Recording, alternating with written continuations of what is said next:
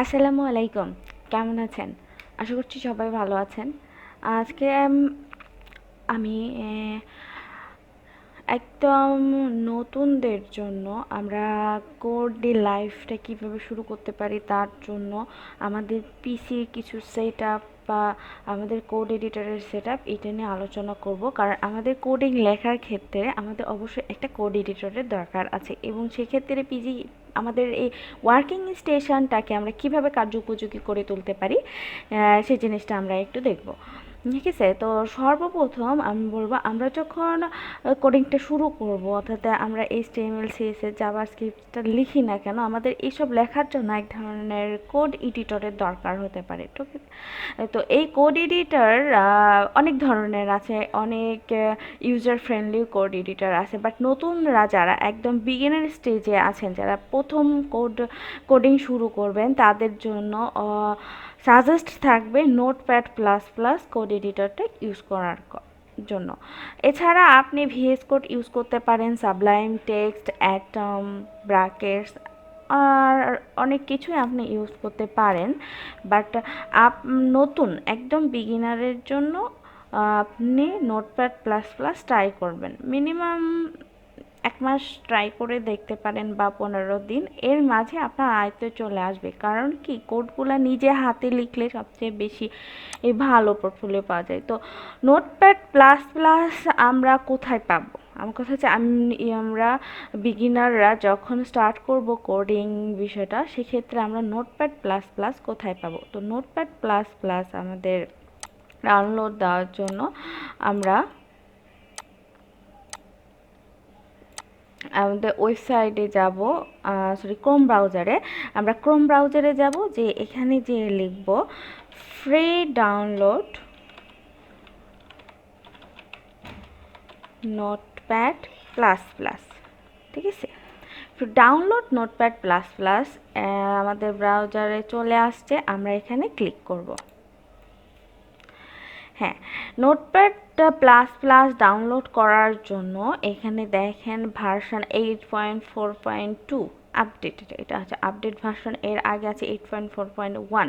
তো আমরা যদি এই পেজটা একটু ঘুরে দেখি, তাহলে কি কি আছে আমরা দেখতে পারবো। হ্যাঁ, আমাদের নোটপ্যাড প্লাস প্লাস 6.2.3 থেকে শুরু করে নোটপ্যাড প্লাস নোটপ্যাড প্লাস প্লাসের 8.4.2 পর্যন্ত আছে। তো আমরা আমাদের যেহেতু এটা হচ্ছে যে আপনার স্ট্যান্ডার্ড, সেজন্য আমি এইটাকে ডাউনলোড করে নিলাম। দেন ডাউনলোডে চলে আসছে, এখানে বলা হয়েছে ডাউনলোড 64 বিট। এখন কারো ওয়ার্কিং স্টেশন, মানে যাদের ওয়ার্কিং স্টেশন 32 বিটের হবে, তারা অবশ্যই 32 বিট ডাউনলোড দেবেন। তো 32 বিট ডাউনলোড দেওয়ার জন্য স্ক্রল করে একটু নিচের দিকে আসলেই দেখতে পারবেন ডাউনলোড 32 বিট। আর এখানে বলা হয়েছে যে অন্য কোনো অপারেটিং সিস্টেম আছেন কিনা, যেমন আমি উইন্ডোজ অপারেটিং সিস্টেম, সেই জন্য আমি এটা ডাউনলোড করছি 64 বিট। তো আমি এখন আমার ওয়ার্কিং স্টেশন যেহেতু উইন্ডোজ, আর আমার ওয়ার্কিং স্টেশন 64 বিট, সেই জন্য আমি 64 বিট ডাউনলোড করব। এখন কথা হচ্ছে আপনার ওয়ার্কিং স্টেশন কত বিটের এবং কি উইন্ডোজ অপারেটিং, এটা তো অপারেটিং সিস্টেম দেখলেই বুঝবেন। এটা বুঝবেন কিভাবে? এটা বোঝার জন্য আপনাকে আপনার পিসিতে যাবেন, যে প্রপার্টিসে যাবেন। প্রপার্টিসে যে এই যে ডিভাইস স্পেসিফিকেশান, এখানে গেলেই বুঝতে পারবেন এই যে সিস্টেম টাইপটা কত বিটের। ঠিক আছে, এই যে দেখেন আমারটা এখানে দেওয়া আছে system type 64 bit operating system. তো আপনারাও আপনাদের ওয়ার্কিং স্টেশনের এই ইয়াটা, মানে সে কত বিটে আছে কি, অর্থাৎ তার প্রসেসরটা কত বিটে, এটা জানতে পারবেন ওইভাবে ফাইন্ড আউট করে। তো এখন আমি কি করব, এখান থেকে এটাকে ডাউনলোড করে নেব। আমি ডাউনলোডে ক্লিক করেছি, তো এখানে ডাউনলোড চলতেছে। হ্যাঁ, ডাউনলোড শেষ, মোটামুটি ডাউনলোডটা শেষ।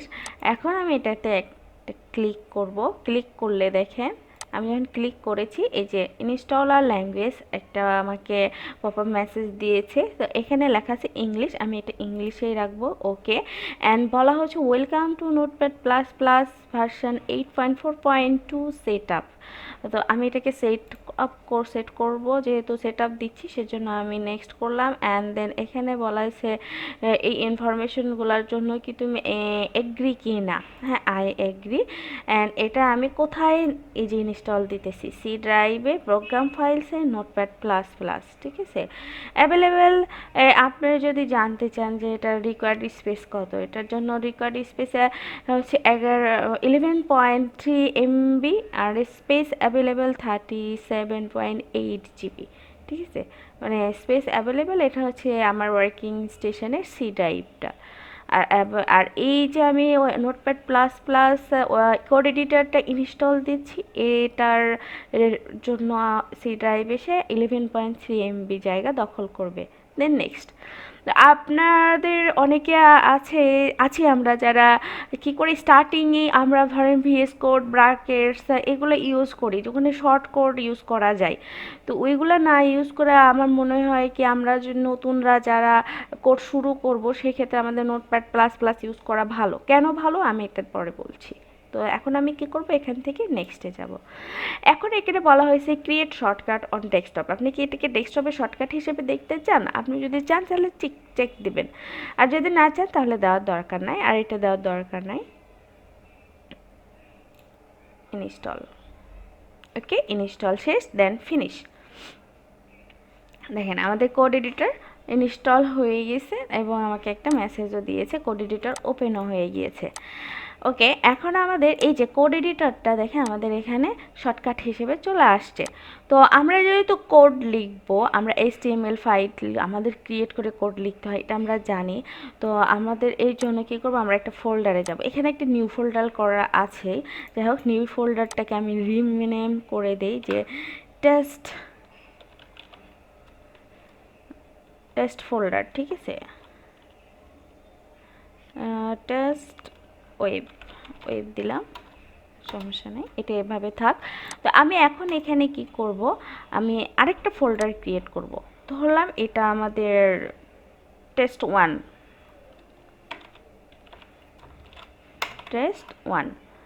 ওয়ান নামে একটা ফোল্ডার আমরা তৈরি করলাম।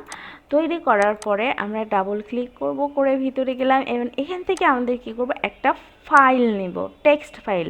কি নিয়েছি আমরা দেখেন, আমি এটাকে আবার ডিলিট করে দিচ্ছি। আমি মাউসের রাইট বাটনে ক্লিক করে আমরা যেভাবে ফোল্ডার ক্রিয়েট করি সেইভাবেই আমরা এই ফোল্ডারে না গিয়ে টেক্সট ডকুমেন্টে যাব। তো টেক্সট ডকুমেন্টে যাওয়ার পরে আমি এটা পরে লিখছি, যাওয়ার পরে দেখেন আমরা কিন্তু এখানে এর ফাইল এক্সটেনশনটা দেখতে পাচ্ছি না যে এটা কি আসলে টেক্সট ডকুমেন্ট না অন্য কিছু। আর এখানে যেমন ধরেন আমার এই ওয়ার্কিং স্টেশনে এখানে একটা ওয়ার্ড ফাইল আছে, ওয়ার্ড ফাইলটার এক্সটেনশনটা কি, যেমন এই যে একটা ফাইল নেম দিয়েছি, নেমের পরে ডট দিয়ে একটা নাম থাকে। আমরা যদি কখনো ফাইল সেভ করতে চাই দেখবেন .jpg, .png, .docs, এইরকম আরও অনেক কিছু আছে, টেক্সট, .html। সেক্ষেত্রে আমাদের এই ওয়েবে যে আমরা একটা টেস্ট ওয়ার্ড নামে ফোল্ডার তৈরি করলাম, এর ভিতরে একটা ফাইল দিয়েছি, এই ফাইলটা কী ফাইল এটা আমরা বুঝতে পারছি না। এটা একটা আমাদের প্রবলেম। আচ্ছা, আমরা দেখেন এটা যদি বুঝতে না পারি, সেক্ষেত্রে আমরা জানি যে সাধারণত কিভাবে আমাদের একটা HTML ফাইল ক্রিয়েট করতে হয়। যে কোনো নাম দিয়ে আপনি যেহেতু টেস্ট পারপাস, যে কোনো নাম দিয়ে আপনি HTML ফাইল তৈরি করবেন। আর সাধারণত HTML ফাইল রুট ফাইলটা রাখা উচিত, সেটা হচ্ছে index.html। ঠিক আছে, তো আমরা যেহেতু এখনও এত আপার লেভেলে যাচ্ছি না, আমরা স্টার্ট করছি, সেক্ষেত্রে আপনি টেস্ট দিয়েও রাখতে পারেন, test.html। ঠিক আছে, test.html দিলাম, দেওয়ার পরে দেখেন এখানে কোনো মেসেজ দেয় নাই এবং ফাইলটা কোনো কিছু চেঞ্জ হয় নাই। কারণ হচ্ছে কি, আমাদের এই ফাইলের আরও একটা এক্সটেনশন আছে যেটা হিডেন অবস্থায় আছে। এই হিডেন এক্সটেনশনটাকে আমাদের এখন ওখানে ডিলিট করতে হবে, কারণ আমি তো test.html দিয়েছি, এতটুকুই থাকার কথা ছিল এবং এখানে একটা যে কোনো ব্রাউজার আইকন শো করার কথা ছিল, সেটা কিন্তু এখানে হয় নাই। এটা হচ্ছে একটা প্রবলেম, এটা একটা না, এটা অনেক বড় একটা প্রবলেম, নাহলে আপনি বুঝবেন না। তো ওই যে আমাদের এক্সট্রা একটা এক্সটেনশন আছে, ওই এক্সটেনশনটাকে রিমুভ করার জন্য আমাদের কিছু কাজ আছে। যদি আপনি উইন্ডোজ 10-এর অপারেটিং ইউজার হন, তাহলে আপনি কী করবেন, একটা শর্টকাট সিস্টেমে রিমুভ করা যায়। আমরা এখান থেকে যে ভিউতে যাব, ভিউতে যে দেখেন আমরা কোথায় আসছি, আমি আবার দেখাচ্ছি। এখানে দেখেন ফাইল আছে, আছে হোম, শেয়ার, ভিউ। আমরা ভিউতে যাব, ভিউতে যে এই জায়গাটায় আছে file name extension. So file name extension এখানে আনচেক অবস্থায় আছে, তো আমি এখানে চেক দিলাম। দেখেন আমি যখন চেক দিয়েছি, এখন আমাদের ফাইলের নেম শো করছে test.html.text। আমি একটু যদি ওকে, হ্যাঁ, এই যে দেখেন test.html.text নামে। তো এটা তো আমাদের কোনো ফাইল এখনও ক্রিয়েট হয় না, আমরা বুঝতেছি না অ্যাকচুয়ালি এটা টেক্সট ফাইল নাকি HTML ফাইল। তো এটা ক্রিয়েট করার জন্য আপনাকে কি করতে হবে, এখন যেহেতু আমরা এক্সটেনশন দেখতে পাচ্ছি, আমাদের তো দুইটা এক্সটেনশন একসাথে কাজ করবে না, যে কোনো একটা এক্সটেনশন কাজ করবে। আমরা যেহেতু HTML ফাইলে কাজ করব, এই জন্য আমাদেরকে .html এটা রাখতে হবে, অ্যান্ড .text এটা আমরা রিমুভ করে দেবো। দিয়ে কী করবো দেখেন, ইন্টার দেবো, দিলে সে আমাকে রিনেমের একটা পপ আপ মেসেজ দিতেছে, if you change a file name extension the file might become unusable, are you sure want to change it? Yes, আমি এটা চেঞ্জ করতে চাচ্ছি, কারণ এটা আগে টেক্সট ডকুমেন্ট ছিল, এখন আমি এই টেক্সট ডকুমেন্ট ফাইলটাকে চাইতেছি কি HTML-এ কনভার্ট হবে। দেন আমি এখানে ইয়েস দিয়ে দেবো। দেখেন ইয়েস যখন আমি দিয়ে দিয়েছি, এখন এখানে একটা ব্রাউজারের আইকন শো করছে। ওকে, আমার পিসিতে Chrome by default browser icon show করছে, আপনার পিসিতে এটা শো নাও করতে পারে। তো যদি আপনি চান বাই ডিফল্ট এটাকে ক্রোম ব্রাউজারে রাখবেন, বা অপেরাতে এটা শো করছে, বা মাইক্রোসফট এডস শো করছে, বা ফায়ারফক্স শো করছে, সেক্ষেত্রে আপনি এটা চেঞ্জ করবেন কীভাবে, এটা হচ্ছে এখন আমার প্রশ্ন। তো মানে এটা সবারই প্রশ্ন হতে পারে, ঠিক আছে, যে এটা আপনারটাতে তো ক্রোম, আমার ওয়ার্কিং স্টেশনে ক্রোম শো করেছে, ওটা আপনাদেরটাতে করছে না, এটা একটা প্রবলেম। তাহলে প্রবলেম থেকে আমরা ফেস করব, যে কোনো ক্রোম মানে ব্রাউজারের আইকন আপনারা এখানে শো করাইতে পারেন। সেটা কিভাবে দেখেন, আমরা এই ফাইলে যাব, এই ফাইলের এই যে রাইট বাটনে ক্লিক করব মাউস থেকে, করার পরে আমরা প্রপার্টিসে যাব। প্রপার্টিসে যেয়ে দেখেন জেনারেল অপশনে এখানে লেখা আছে কি, আমাদের জেনারেল অপশনে দেওয়া আছে যে ওপেন উইথ গুগল ক্রোম। দেন আমি এখান থেকে চেঞ্জ করে আমি যদি এখন ফায়ারফক্স দিই, এখানে ফায়ারফক্স দিলাম, দেওয়ার পরে ওকে করলাম, ওকে করার পর অ্যাপ্লাই। ওকে, এই যে এখন এটা ফায়ারফক্সের আইকনটা শো করছে। তার মানে আমি যদি এখন এই ফাইলটাকে ওপেন করি ডাবল ক্লিকের মাধ্যমে, দেন এটা দেখেন ফায়ারফক্সে ওপেন হবে, ঠিক আছে। এই যে ফায়ারফক্সে ওপেন হয়েছে, আমি এটা করব না, আমি এটাকে ক্লোজ করে দিলাম। এখন আপনি চাচ্ছেন না আমি ক্রোমে রাখবো, আমার তাহলে কী করতে হবে, আবার ওখানে যেতে হবে। দেন আমি আমার ক্রোমে ইউজ করব, তাহলে আমি ক্রোমে দেব, ঠিক আছে। যার ক্রোম আছে চেঞ্জ না করলেও হবে, অ্যাপ্লাই, অ্যান্ড দেন ওকে। এখন তার মানে হচ্ছে কি, আমাদের এই ইন্ডেক্স ফাইলটা আমরা যদি ওপেন করি, তাহলে দেখেন আমাদের ক্রোম ব্রাউজারের মাধ্যমে ওপেন হবে, ঠিক আছে। আমাদের এই যে মোটামুটি একটা ফাইলকে রেডি করা আমাদের কার্য উপযোগী করার জন্য, ঠিক আছে। আমরা HTML স্টার্ট করব, সেজন্য আমাদের একদম বিগিনার লেভেলের জন্য নোটপ্যাড প্লাস প্লাস ইউজ করব। অর্থাৎ কীভাবে, আমার কাছে তো নোটপ্যাড প্লাস প্লাস নাই, আপনার কাছেও নাই, তা আমরা কী করব, অনলাইনে যাব, সেখান থেকে ডাউনলোড করব, পিসিতে ইনস্টল দিব, অ্যান্ড তারপর একটা ফোল্ডার ফাইল তৈরি করব, এবং সেটাকে কার্য উপযোগী করে তৈরি করে নেব। এটা হচ্ছে আমাদের যে কোনো মানে আপনি যে কোনো কোড এডিটরেই কাজ করেন না কেন, এটা হচ্ছে একটা প্রাথমিক স্টেজ আপনার ওয়ার্কিং স্টেশনটা তৈরি করা। এখন এরপরে কথা হচ্ছে, আমি তো এখান থেকে ফাইল এক্সটেনশনটা অন করলাম ভিউতে যেয়ে, আমি বললাম যারা উইন্ডোজ 10 ইউজার, তো যারা আছেন উইন্ডোজ 7 ইউজ করেন, বা যে কোনো অপারেটিং সিস্টেম ইউজ করেন, সেক্ষেত্রে কোথা থেকে করবেন, সেক্ষেত্রে আমরা পিসিতে যে আমরা কন্ট্রোল প্যানেলে যাব। কন্ট্রোল প্যানেলে যেয়ে আপনাদের যদি এটা এইভাবে না থাকে আপনারা এখান থেকে লার্জ আইকন দিয়ে নেবেন, ঠিক আছে, বা ভিউটা কীরকম দেখতে চাচ্ছেন এটা দিয়ে নেবেন। স্মল আইকন ছিল, আমি লার্জ আইকন দিয়ে নিলাম। দেন এখন আমরা এখান থেকে আমরা যাব ফোল্ডার অপশনে। আমরা একটু দেখি ফাইল এক্সপ্লোরার অপশন, এটা ওকে, এই যে ফাইল এক্সপ্লোরার অপশনে যাব। অপশনে যে আমরা কি করব, ভিউতে যাব। ভিউতে যে আমরা একটু স্ক্রল করব, স্ক্রল করে নিচের দিকে আসব। এসে দেখেন এখানে লেখা আছে hide extensions for known files type. এটা আপনাদের কি থাকে যে এটা চেক করা থাকবে সাধারণত, এটা এই যে এরকম টিক মার্ক দেওয়া থাকবে, এটা টিক মার্ক দেওয়া থাকবে, চেক করা থাকবে। এটা কি করবে, সুন্দর করে আনচেক করে দেবেন, কারণ আমি তো আগে আনচেক করে দিয়েছি সেই জন্য এখন আনচেক নাই। এটা আনচেক করে দিয়ে দেন অ্যাপ্লাই করে দিয়ে দেন ওকে, এই ঠিক আছে, ওকে, আমরা তখন এখান থেকে চলে আসতে পারবো। আসেন এখন কথা হচ্ছে আমরা যে একটা ফাইল তৈরি করেছি কাজ করার জন্য, তাহলে এটাকে আমরা নোটপ্যাড প্লাস প্লাসে ওপেন করব কিভাবে।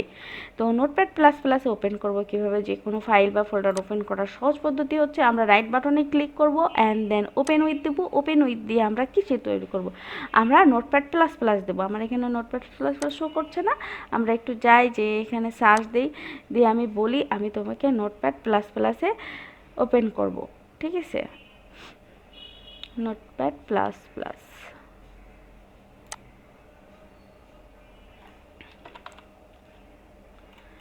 এই যে নোটপ্যাড প্লাস প্লাস ওপেন,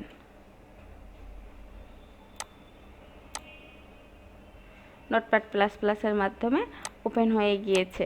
আচ্ছা আবার দেখাচ্ছি আমি, আবারটা তো প্রথমে সেট করা ছিল না। এখন আমি এখানে দেখেন, এখন আমি এখানে গেলে এই যে সরাসরি নোটপ্যাড প্লাস প্লাস চলে আসতেছে, অথবা edit with notepad plus plus. ওটা প্রথমে সেট আপ করা ছিল না, আমি এখন সেট আপ করে নিলাম। এখন আপনি ইজিলি এখান থেকে কি edit with notepad plus plus অথবা open with notepad plus plus, আমি নোটপ্যাড প্লাস প্লাসে যাব, যে আমি আমাদের ফাইলটা ওপেন করব, দেন এরপরে আমরা এখান থেকে কাজ করব। ওকে, আমাদের ফাইল, ফোল্ডার, পিসি, ওয়ার্কিং স্টেশন এভরিথিং রেডি আমাদের কোড লেখার জন্য। এরপরে আমরা দেখব কিভাবে কোড এখানে লিখতে হয়, এখানে ম্যানুয়ালি লিখতে হয়, তার জন্য একটু আপনাদের ওয়েট করতে হবে। ততক্ষণ পর্যন্ত আল্লাহ হাফেজ, ভালো থাকবেন সবাই।